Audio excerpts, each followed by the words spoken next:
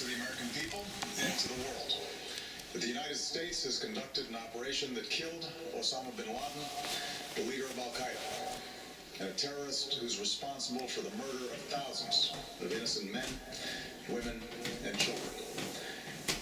It was nearly 10 years ago that a bright September day was darkened by the worst attack on the American people in our history.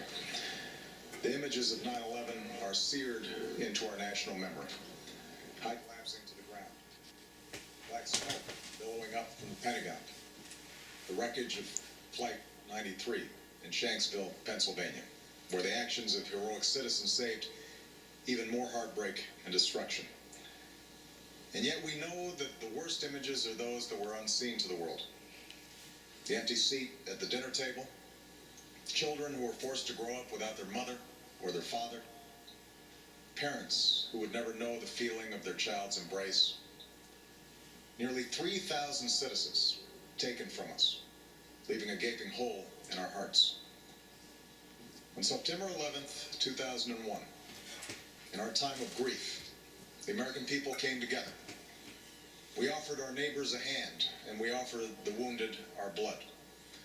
We reaffirmed our ties to each other and our love of community and country. On that day, no matter where we came from, what God we prayed to, or what race or ethnicity we were united as one American family. We were also united in our resolve to protect our nation and to bring those who committed this vicious attack to justice.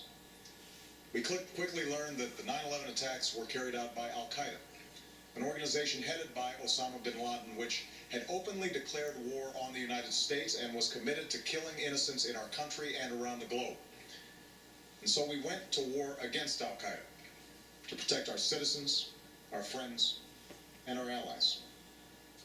Over the last 10 years, thanks to the tireless and heroic work of our military and our counterterrorism professionals, we've made great strides in that effort. We've disrupted terrorist attacks and strengthened our homeland defense. In Afghanistan, we removed the Taliban government, which had given bin Laden and Qaida safe haven and support. And around the globe, we worked with our friends and allies to capture or kill scores of Qaida terrorists, including several who were a part of the 9/11 plot. Yet, Osama bin Laden avoided capture and escaped across the Afghan border into Pakistan. Meanwhile, Qaida continued to operate from along that border and operate through its affiliates across the world. And so shortly after taking office, I directed Leon Panetta, the director of the CIA, to make the killing or capture of bin Laden the top priority of our war against Qaida, even as we continued our broader efforts to disrupt, dismantle, and defeat his network. Then, last August, after years of painstaking work by our intelligence community, I was briefed on a possible lead to bin Laden. From certain, and it took many months to run this thread to ground. I met repeatedly with my national security team as we developed more information about the possibility that we had located bin Laden hiding within a compound deep inside Pakistan.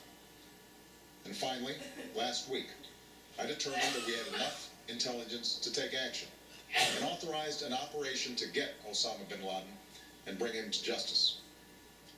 Today, at my direction, the United States launched a targeted operation against that compound in Abbottabad, Pakistan. A small team of Americans carried out the operation with extraordinary courage and capability. No Americans were harmed. They took care to avoid civilian casualties. After a firefight, they killed Osama bin Laden and took custody of his body.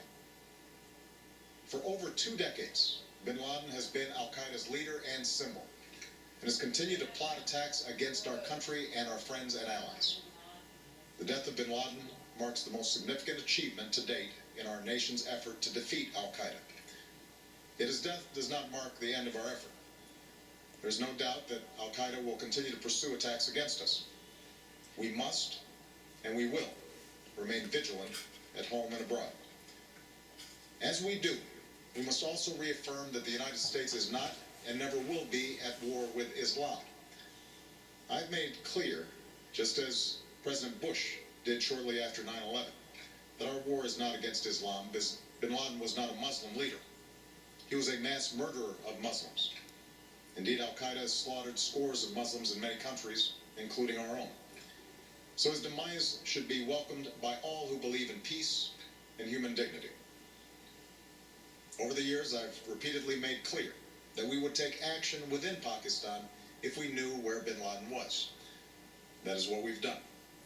But it's important to note that our counterterrorism cooperation with Pakistan helped lead us to bin Laden and the compound where he was hiding. Indeed, bin Laden had declared war against Pakistan as well and ordered attacks against the Pakistani people. Tonight, I called President Zardari, and my team has also spoken with their Pakistani counterparts. They agree that this is a good and historic day for both of our nations. And going forward, it is essential that Pakistan continue to join us in the fight against Al-Qaeda and its affiliates. The American people did not choose this fight. It came to our shores and started with the senseless slaughter of our citizens. After nearly 10 years of service, struggle, and sacrifice, we know well the costs of war. These efforts weigh on me every time I, as Commander-in-Chief, have to sign a letter to a family that has lost a loved one, or look into the eyes of a service member who's been gravely wounded. So Americans understand the costs of war. Yet, as a country, we will never tolerate our security being threatened, nor stand idly by when our people have been killed. We will be relentless in defense of our citizens and our friends and allies. We will be true to the values that make us who we are. And on nights like this one, we can say to those families who have lost loved ones to Al-Qaeda's terror, justice has been done. Tonight we give thanks to the countless intelligence and counterterrorism professionals who've worked tirelessly to achieve this outcome. The American people do not see their work nor know their names, but tonight they feel the satisfaction of their work and the results of their pursuit of justice. We give thanks for the men who carried out this operation, for they exemplify the professionalism, patriotism, and unparalleled courage of those who serve our country. And they are part of the generation that has borne the heaviest share of the burden since that September day. Finally, let me say to the families who lost loved ones on 9/11 that we have never forgotten your loss, nor wavered in our commitment to see that we do whatever it takes to prevent another attack on our shores. And tonight, let us think back to the sense of unity that prevailed on 9/11. I know that it has at times frayed. Yet today's achievement is a testament to the greatness of our country and the determination of the American people.